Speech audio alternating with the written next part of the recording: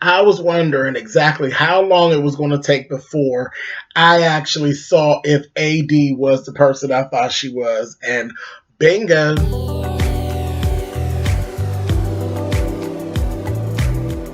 And I'm like, come on through, Cookie. I'm going up on my soapbox. That's basically it. Let's talk about drag in all its forms.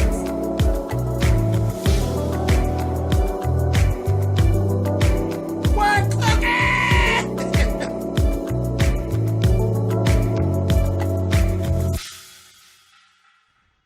Hey guys, thanks so much for clicking on the video. This is my review for Love and Hip Hop Hollywood episode 10, season 4. Like I said, I was waiting to see if I was right about AD to really go in on her. And guess what? Hey, AD, it's time. We start right off. We have Moniece, AD, Fizz, and the baby. And they're out with this family gathering mess that they do.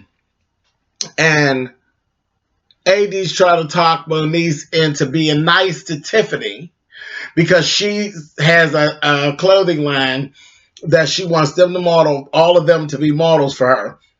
And she wants Tiffany included. So I'm like, okay, so you know what? Moniece is being really, really good with this whole thing. And she's like, you know what? All right, I'm going to take one for the team. I'm going to be nice to her. I'm going to apologize. You know, whatever I need to do to make AD's world better, I'm going to do it. And I'm like, okay, Moniece, well, all right, that was interesting. Next thing we know, we get to the photo shoot. Tiffany shows up. Tiffany has an attitude because at this point, Tiffany literally is running around like AD is her man. She really is. I'm like, it's a mess, but I won't jump on Tiffany per se because I swear AD has a lot to do with this. I think she's playing both ends against the middle, especially with the things that she chooses to tell and the things she chooses to keep to herself, like the fact that they used to mess around and all that. So I'm like, I don't trust AD. So, okay, whatever. But they get there. Moniece does everything she says she's going to do. She actually apologizes. She acts real decent and real nice. Tiffany is still on some old bull crap. Tiffany is still acting like a scorn lover because that's exactly what she is. Tiffany started dropping some information because at a point they kind of start arguing with each other, and Tiffany started throwing stuff at Moniece, and I'm like, oh, this is not going to go well. So Moniece ended up just like kind of taking a backseat for a minute and listening. Tiffany gets to tell Moniece, you know, this, that, thing, and the other about AD, and she comes to me when y'all ain't getting along and tells me this, that, thing, the other. She tells me that she's ready to leave you, and she tells me that she ain't comfortable, and this, that. Oh, she had all this information that only AD could have told her. And I said, bingo. I said this bitch was playing both ends against the middle. And that's exactly what she's doing. Then Moniece busts out and tells Tiffany, oh, well, whatever, you nasty bitch. She told me that you're like, basically, you're a trick. Whenever she needs money, you are a stripper, so you have it and you give it to her. Whenever she needs to go somewhere, you a trick and you take her. So basically, she uses her. She uses her up. But the only thing that Moniece wasn't aware of is not only does she just use her up for things that she needs, she also sticks her head in her lap and plays lap licking games as well. And she also tells her all the things that she don't like about your ass.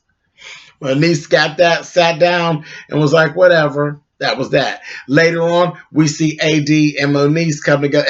And at the same time, AD is acting just like a man. You know, just like a man would do. This is about me. It's all about me. Yeah, it's been all about you, but now you're busted, bruh. Now you're busted. Sit your ass down, hard tongue whore. Sit down. You're busted. And the jig's up. So later on, she talked to Moniece, and Moniece throws everything back at her. She's getting an attitude. And you know what? It doesn't happen much. But I'm siding with Moniece on this. Moniece don't need AD. AD could go on about her business and get lost. Absolutely go and get lost. And you need to be rid of her. She's serving absolutely no purpose. None.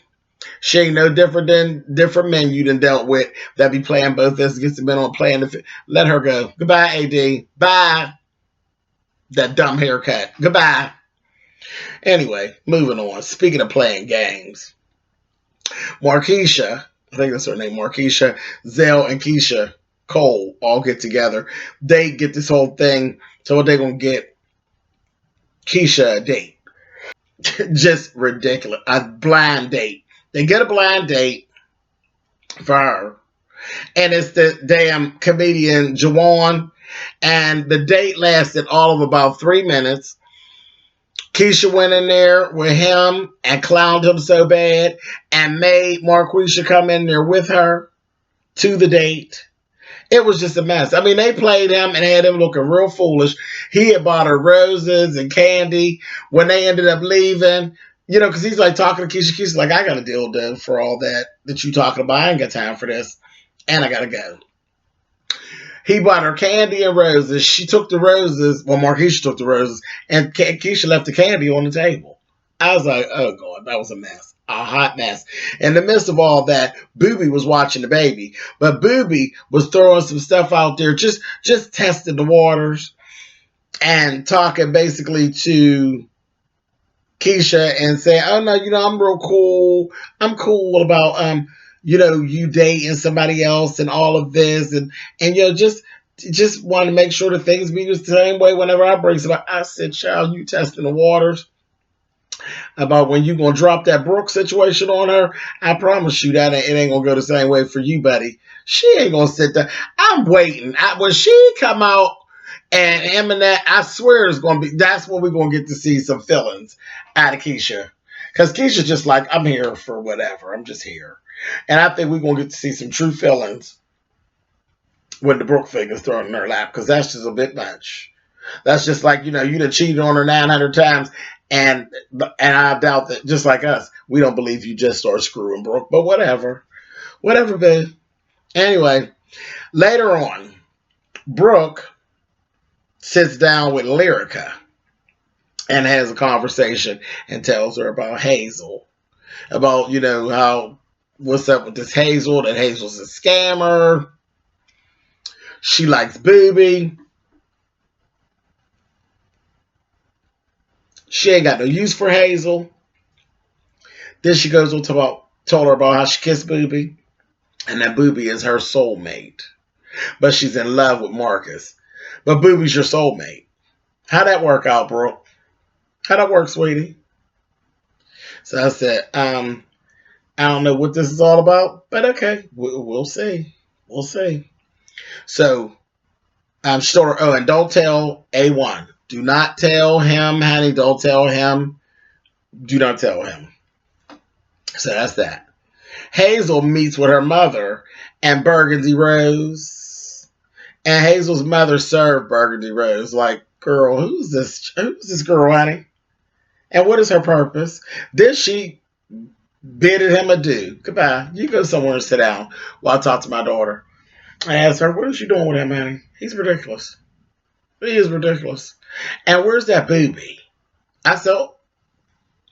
And she's like, yeah, you need to get on him. So Hazel's like, basically, I guess, done with Rose Burgundy. Burgundy Rose. And she going to set her sights on Booby. Mess. So, let's jump over. James, A1, and Marcus sit down. And they're talking about Bridget and what he's trying to do with Bridget. A1 says, you know what, I'm not allowed.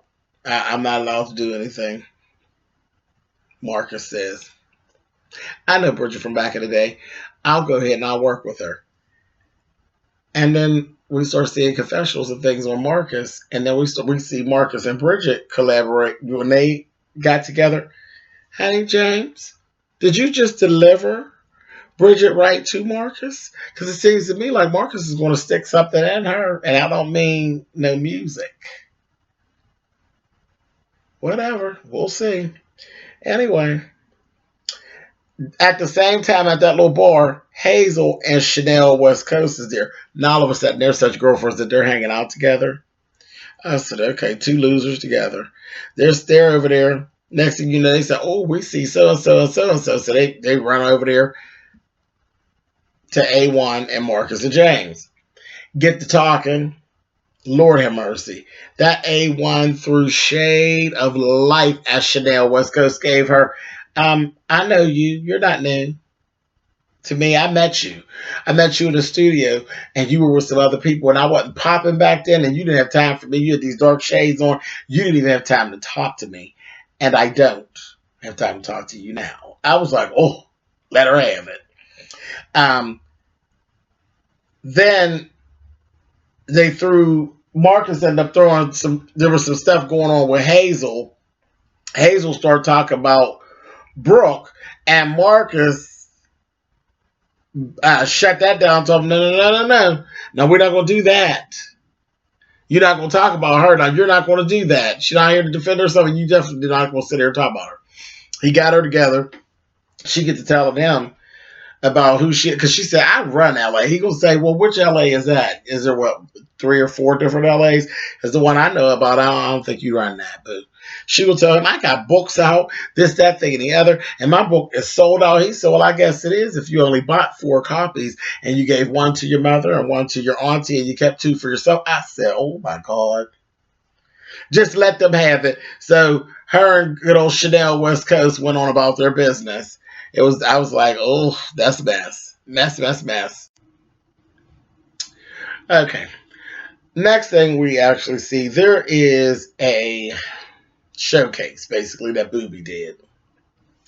Hazel had actually invited Chanel West Coast to go with her.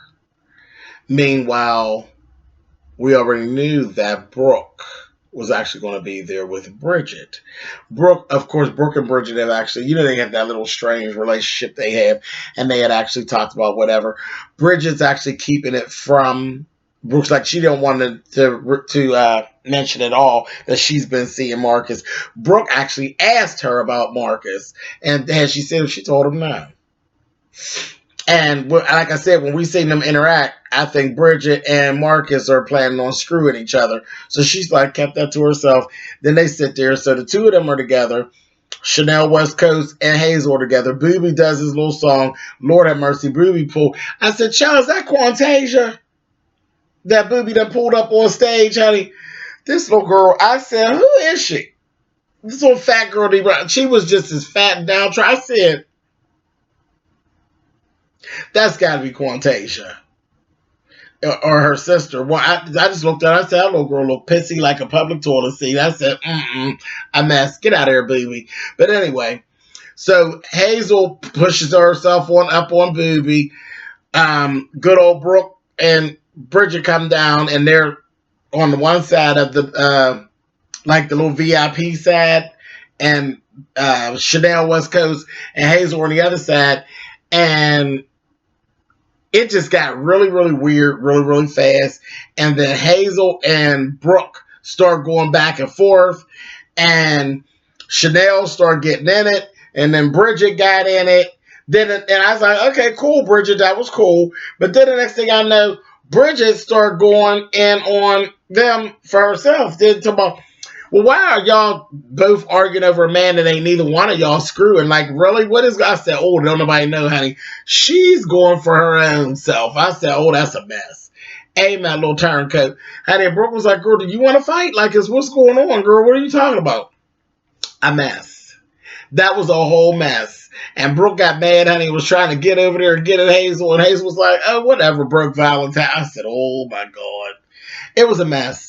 And they kind of, that's where they broke out. Booby was like, I don't know what none of this is about. I don't know what anybody's talking about. But what we're going to do, we're going to get on up out of here and bounce. He will say, Brooke, you need a ride? I said, oh, see, out of all of that, honey, Brooke's leaving with the man. I don't know what you all are doing, honey. The rest of you tramps, call an Uber, honey. I said, oh, a mess. This is too much. Too much. But whatever. We'll see y'all next week.